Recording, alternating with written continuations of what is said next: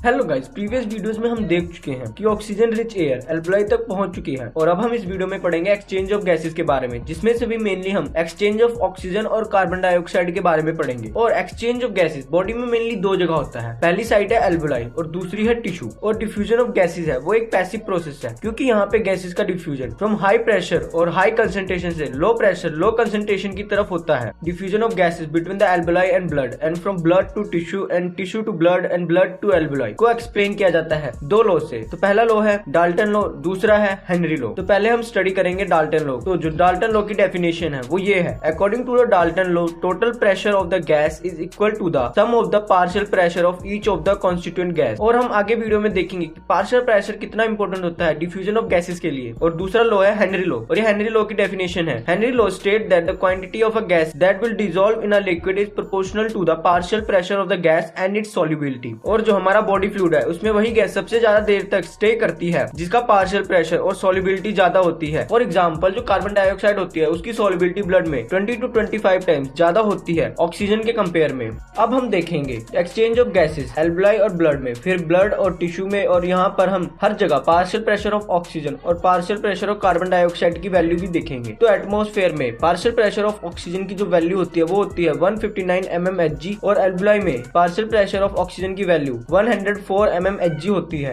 इसीलिए जो ऑक्सीजन है वो एटमॉस्फेयर से एल्बुलाई में आती है। फिर डीऑक्सीजनेटेड ब्लड होता है, उसमें ऑक्सीजन के पार्शियल प्रेशर की वैल्यू 40 mmHg होती है। इसीलिए ऑक्सीजन एल्बुलाई से ब्लड में आ जाता है, जिसकी वजह से ब्लड ऑक्सीजनेटेड हो जाता है और ऑक्सीजनेटेड ब्लड में ऑक्सीजन का पार्शियल प्रेशर 95 mmHg हो जाता है। फिर ये ऑक्सीजनेटेड ब्लड टिश्यू के पास पहुंचता है और टिश्यू के अंदर पार्शियल प्रेशर ऑफ ऑक्सीजन की वैल्यू 40 mmHg होती है, जिसकी वजह से ऑक्सीजन ब्लड से टिश्यू में आती है। और अब हम कार्बन डाइऑक्साइड का पार्शियल प्रेशर देखेंगे। तो टिश्यू में CO2 का पार्शियल प्रेशर की वैल्यू 45 mmHg होती है और ऑक्सीजनेटेड ब्लड में partial pressure of carbon dioxide की वैल्यू 40 mmHg होती है, जिसकी वजह से कार्बन डाइऑक्साइड टिश्यू से ब्लड में आ जाता है और ब्लड डीऑक्सीजनेटेड हो जाता है और इसमें partial pressure of carbon dioxide की वैल्यू 45 mmHg हो जाती है। फिर ये ब्लड एल्बुलाई के पास पहुंचता है और यहाँ एल्बुलाई में partial pressure of carbon dioxide की वैल्यू 40 mmHg होती है, जिसकी वजह से कार्बन डाइऑक्साइड ब्लड से एल्बुलाई में आ जाता है और एटमॉस्फेयर में partial pressure of carbon dioxide की वैल्यू 0.3 mmHg होती है, जिसकी वजह से कार्बन डाइऑक्साइड एल्बुलाई से एटमॉस्फेयर में आ जाता है। अब हम देखेंगे फैक्टर जिस पे rate of pulmonary and systemic gas exchange depend करता है। तो पहला है partial pressure difference of the gas. तो जितना ज्यादा प्रेशर डिफरेंस होगा उतना फास्ट ही गैस डिफ्यूज करेगी और जितना कम प्रेशर डिफरेंस होगा उतना ही स्लोली गैस डिफ्यूज करेगी। दूसरा फैक्टर है surface area available for gas exchange. तो जितना ज्यादा सरफेस एरिया होगा उतना फास्ट गैस डिफ्यूज करेगी। तीसरा है डिफ्यूजन डिस्टेंस। तो जो रेस्पिरेटरी मेम्ब्रेन होती है वो बहुत ही थिन होती है और जो कैपिलरी का साइज होता है वो इतना होता है कि आरबीसी सिंगल फाइल में मूव कर सकते हैं, जिसकी वजह से ऑक्सीजन का डिफ्यूजन डिस्टेंस फ्रॉम एल्बुलाई एयर से हीमोग्लोबिन जो कि रेड ब्लड सेल के अंदर है डिक्रीज हो जाता है। और जो हमारी डिफ्यूजन मेम्ब्रेन है वो 3 लेयर से मिलकर बनी होती है। पहली है थिन स्क्वेमस एपिथेलियम, दूसरा है एंडोथेलियम ऑफ एल्बुलर कैपिलरीज, तीसरा है बेसमेंट सब्सटेंस, जैसा कि आप वीडियो में देख सकते हैं। और जो इसकी टोटल थिकनेस होती है वो 1 मिलीमीटर से भी कम होती है, जिसकी वजह से जो डिफ्यूजन है गैसेस का वो फास्ट होता है। चौथा है molecular weight and solubility of the gases. जिन गैसेस का मॉलिक्यूलर वेट कम होता है वो ज्यादा तेजी से डिफ्यूज करती हैं प्लाज्मा मेम्ब्रेन के अक्रॉस। इसलिए ये एक्सपेक्ट किया जाता है कि जो ऑक्सीजन है वो 1.2 टाइम फास्टर डिफ्यूज करेगी as compare to carbon dioxide. लेकिन अगर हम सॉल्युबिलिटी कंसीडर करें तो कार्बन डाइऑक्साइड की सॉल्युबिलिटी 24 टाइम ज्यादा होती है एज कम्पेयर टू ऑक्सीजन। और अगर हम मॉलिक्यूलर वेट और सॉल्युबिलिटी ऑफ द गैसेस को एक साथ कंसीडर करें तो कार्बन डाइऑक्साइड का डिफ्यूजन 25 टाइम्स फास्ट होता है कम्पेयर टू द ऑक्सीजन। और गाइस, अगर आपको वीडियो पसंद आई हो तो चैनल को सब्सक्राइब करके वीडियो को लाइक करेगा। मिलते हैं नेक्स्ट वीडियो में। Thank you guys.